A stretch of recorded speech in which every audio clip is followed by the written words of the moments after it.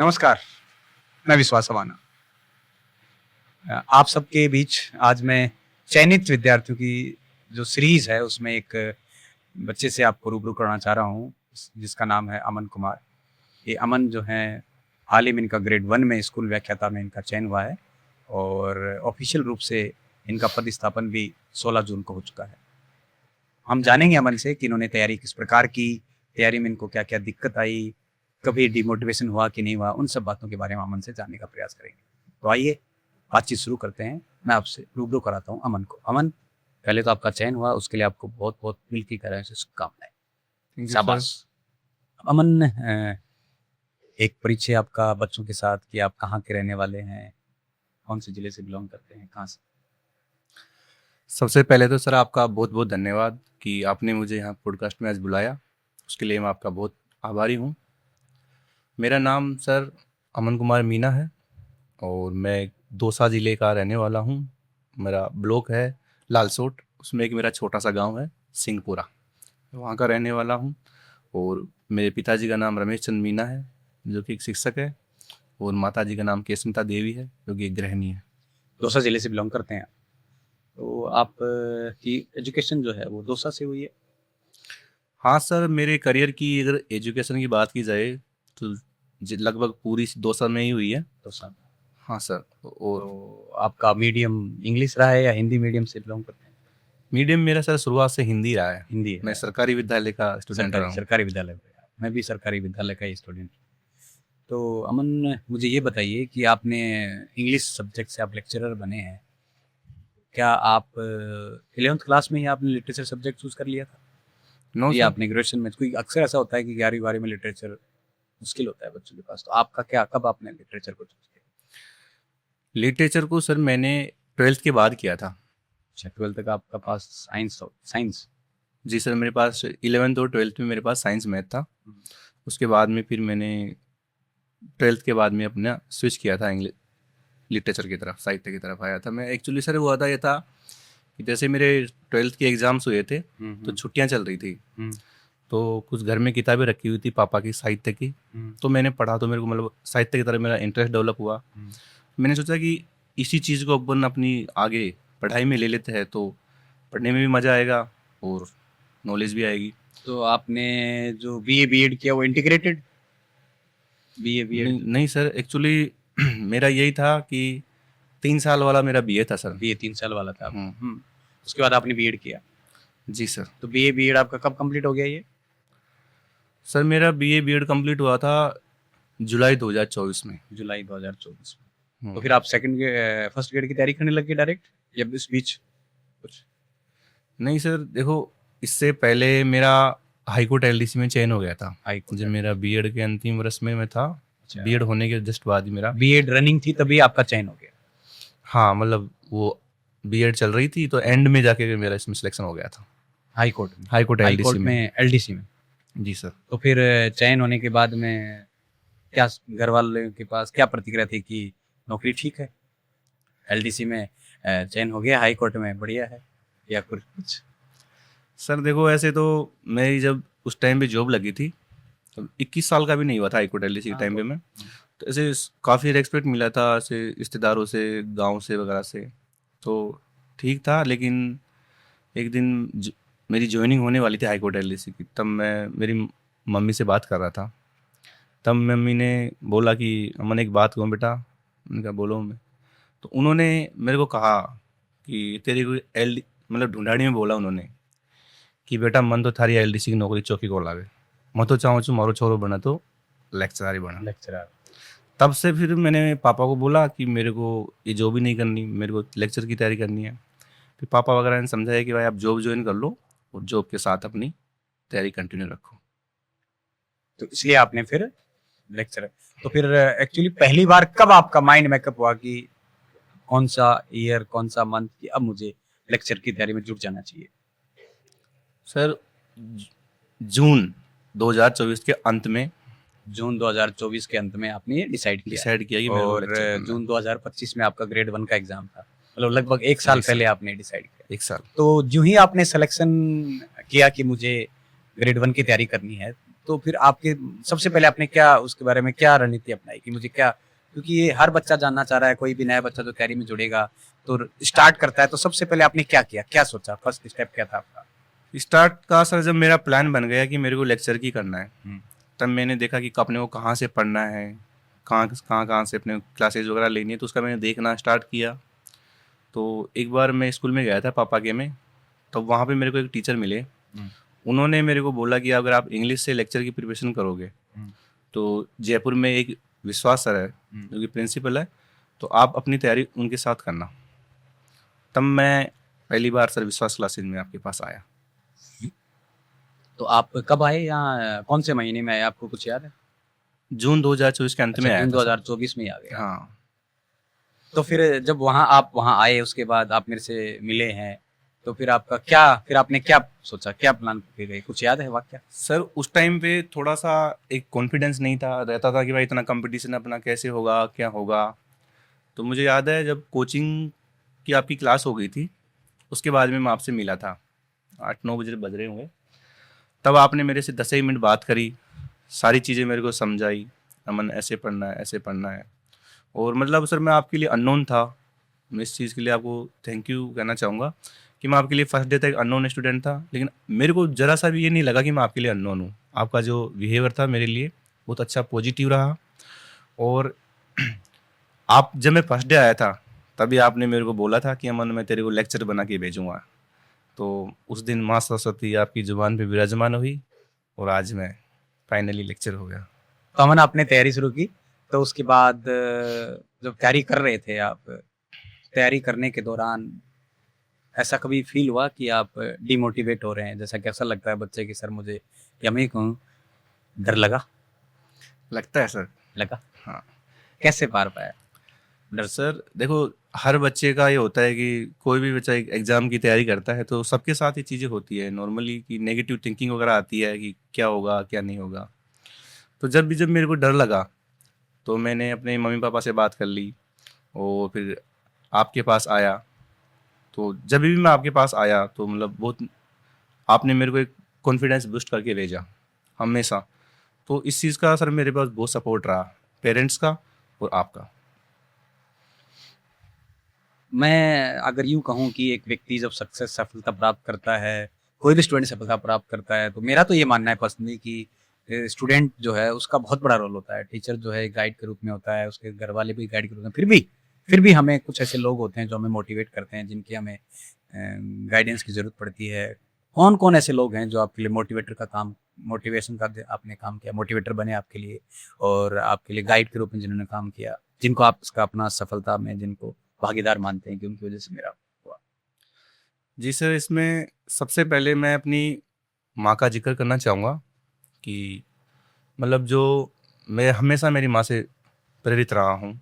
उनका 20-25 साल का जो संघर्ष रहा है, उनकी पूरी लाइफ सिर्फ हमारे लिए उन्होंने सेक्रीफाइस किया है। तो मैंने बचपन से माँ को खेतों में काम करते देखा है, हमारे लिए उन्होंने बहुत सेक्रीफाइस किया है। और जो पापा है उनका भी इसमें बहुत बड़ा योगदान रहा है।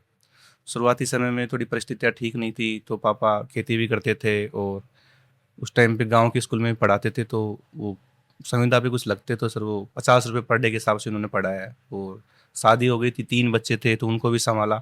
उन परिस्थितियों में रह करके सर उन्होंने तैयारी स्टार्ट रखी, जो कि एक बहुत मुश्किल होता है। तो उनके बावजूद भी उन्होंने एक शिक्षक का परीक्षा पास किया। तो मैं जब भी अपने आप को देखता था तो उनसे कंपैरिजन करता था, तो मेरे को लगता था कि उनके कंपैरिजन में मेरा कोई स्ट्रगल नहीं रहा है। उसके अलावा सर सबसे बाद सबसे ज़्यादा अपनी जो कंपटीशन लेवल पे अपन देखें तो आपका इसमें बहुत ज़्यादा सहयोग रहा है, क्योंकि सर शुरुआत से लेकर के एंड तक मैं शाहिद है कोचिंग का कोई भी दिन ऐसा नहीं गया होगा जिस दिन मैं आया और आपसे नहीं मिल के गया हूँ। और डेली आपने मेरी per day by day counselling करी है। मैं आपको रोज़ बताता कि आज सर मैं यहाँ से पढ़ रहा हूँ, मैं यहाँ से पढ़ रहा हूँ। तो आपने मेरे को, देखो मैं एक स्टूडेंट था तो मार्केट में बहुत सारी चीज़ें हैं जो माइंड में आती है कि मैं वहाँ से पढ़ लूँ यहाँ से पढ़ लूँ। तो सर मेरे को सबसे ज़्यादा बेनिफिट रहा आपकी गाइडेंस का, क्योंकि मैं कभी भी भटकता कंटेंट वो पढ़ लूँ तो आपने मेरे को वापस कहा कि नहीं अमन ये नहीं पढ़ना है, ये पढ़ना है। वो चीज़ क्या है सर, मेरे वही चीज़ मेरे को मिला जो सिलेक्शन के लिए उपयोगी था। और नो डाउट सर आपका 15 से ज़्यादा साल का अनुभव है इस क्षेत्र के अंदर, तो उसका मुझे पर्सनली बहुत ज़्यादा इसका बेनिफिट मिला है सर। तो अगर मैं कहूँ कि आपका सर इसमें बहुत बहुत ज़्यादा कंपटीशन लेवल पर देखे तो सर अगर मैं लेक्चर हूँ तो आपकी वजह से हूँ। आपने क्लासेज अटेंड की, क्लास का कैसा माहौल लगता है आपको? आए तो क्लास में क्या लगता है आपको? क्या सबसे अच्छी चीज क्या लगती है आपको? क्या महसूस करते हो आप? सर सबसे अच्छी चीज़ तो ये है कि अपना जो क्लास का जो एनवायरनमेंट है विश्वास क्लासेस का वो बहुत अच्छा है। सीरियसली मतलब जो बच्चे आते हैं वो पढ़ाई को लेकर के ही आते हैं और अपना मैनेजमेंट बहुत अच्छा है। जैसे कि जो मैनेजमेंट में जो भैया वगैरह लगे हुए हैं तो ऐसे लगता नहीं कि ये मैनेजमेंट में है, ऐसे वो ऐसा लगता है कि जैसे अपने भाई की तरह वो ट्रीट करते हैं। फैमिली और वाली फीलिंग। हाँ, और क्लास में सर जैसे मेरे दोस्त थे, जैसे ऋषि भैया थे, देवेंद्र भैया थे, उनका भी मतलब हम तीनों साथ रहते थे हमारे की, हम एक दूसरे को शेयर करते थे। मेरे को कुछ भी होता था तो मैं उनको बताता था, वो मेरे को बताते थे। ऐसे सर बहुत सपोर्ट रहा। और स्पेशली जब जब आपकी जरूरत पड़ी सर, आपने तो मेरे हर समय सहयोग किया। यहाँ तक कि मैं एग्जाम देने गया था सर जीके वाला, तभी मैं आपसे मिल के गया था, तो एक कॉन्फिडेंस बूस्ट किया। इंग्लिश वाले के दिन भी सर मैं आपसे मिल के गया। और वो नेगेटिव की थिंकिंग की बात करें सर, तो 1 महीने पहले मैं आपके पास आया था, तब मुझे याद मैंने है वो वाक्य। आपको मैंने कहा था कि सर मैं तो जीके में फेल हो रहा हूँ, मेरा जीके अच्छा नहीं लग रहा। तब आपने मेरे को डांटा भी था और समझाया भी था। तो वो चीज़ सर, उस दिन की वो जो डांट है वो मेरे सिलेक्शन देगी मुझे। वो फिर आपने मुझे कहा कि अमन अभी 1 महीना है, अभी भी तू कर सकता है। मतलब कॉन्फिडेंस नहीं आ रहा था उस टाइम पे। कॉन्फिडेंस। तो वो अब लास्ट का मंथ साहब आपको पता है क्रूशियल रहता है। तो उस टाइम पे सर जैसे मेरे को आपका सपोर्ट मिला, ऐसा अगर हर बच्चे को सपोर्ट मिल जाए ना तो बच्चा अपनी परफॉर्मेंस बहुत बेहतर दे सकता है। एक मेरे मन में क्वेश्चन आ रहा है अमन, आप जॉब में थे, हाई कोर्ट की नौकरी कर रहे थे, आपका अप डाउन भी बहुत था, कैसे मैनेज कर पाए आप? जॉब है, कोचिंग है, पर्सनल भी स्टडी खुद भी करनी है, कैसे?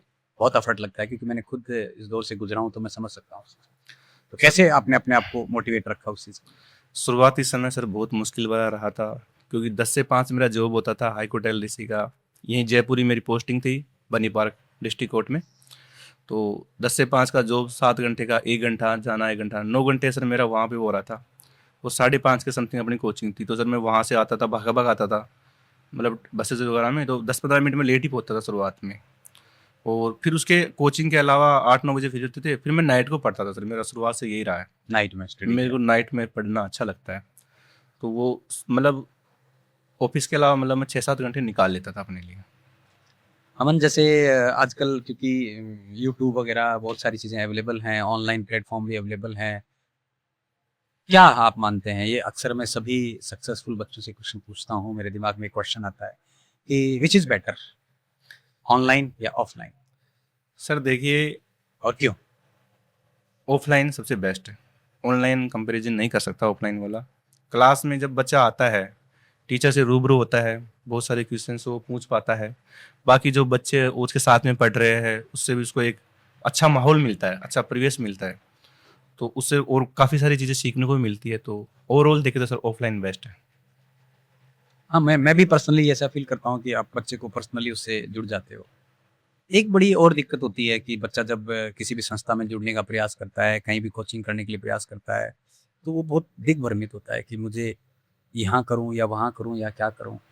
आपको क्या लगता है, किस क्राइटेरिया के आधार पे उसको ये सोचना चाहिए कि मुझे कैसे जुड़ना चाहिए? क्योंकि जहाँ तक मैं महसूस करता हूँ, टीचर का सबसे अच्छा उसका प्रेज़ेंटेशन होता है। तो आपको क्या लगता है, क्या क्या चीज़, कैसे बच्चे को चयन करना चाहिए?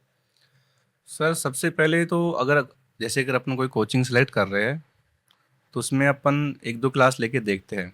तो एक तो जो टीचर है वो अपने मतलब जो पढ़ाने को लेकर के मतलब एक ही जो अपना जो बात है पढ़ाने की उस पे रहे।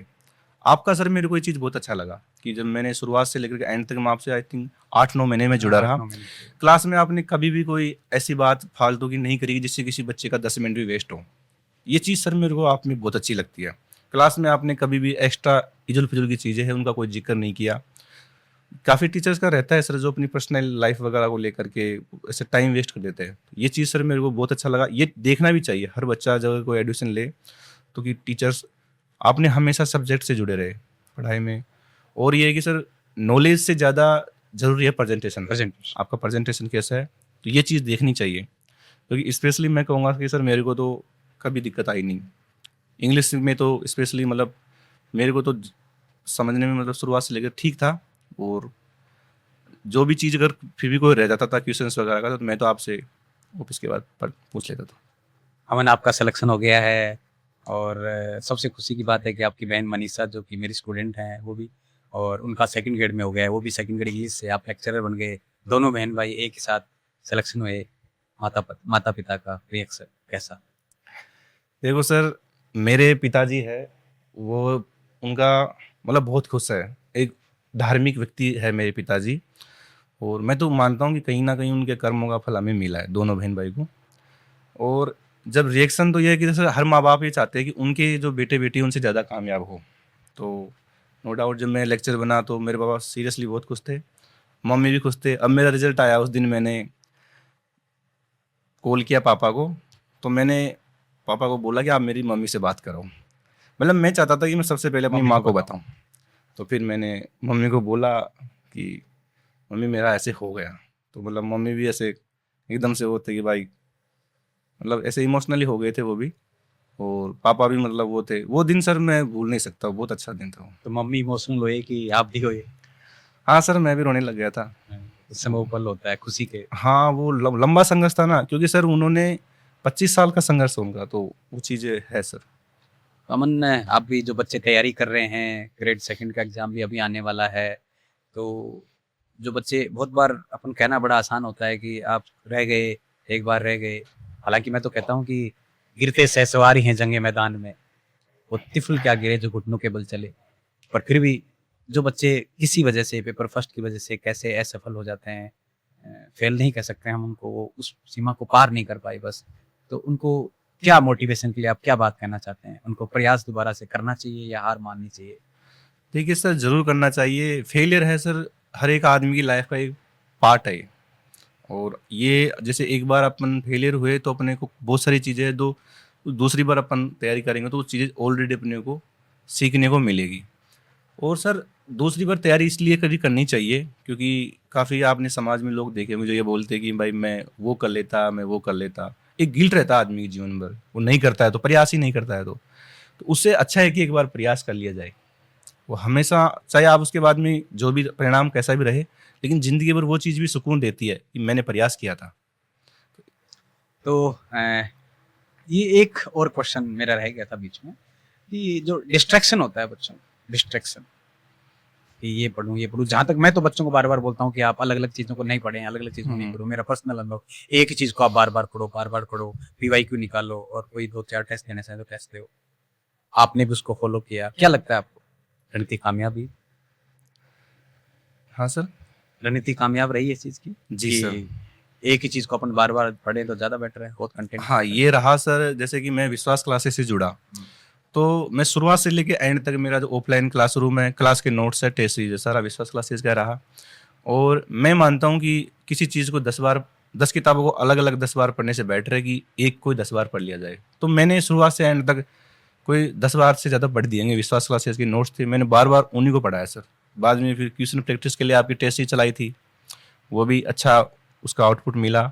उसके अलावा क्लास टेस्ट भी रहते थे, तो उन क्लास टेस्ट के अंदर भी मतलब अच्छे क्वेश्चंस देखने को मिले।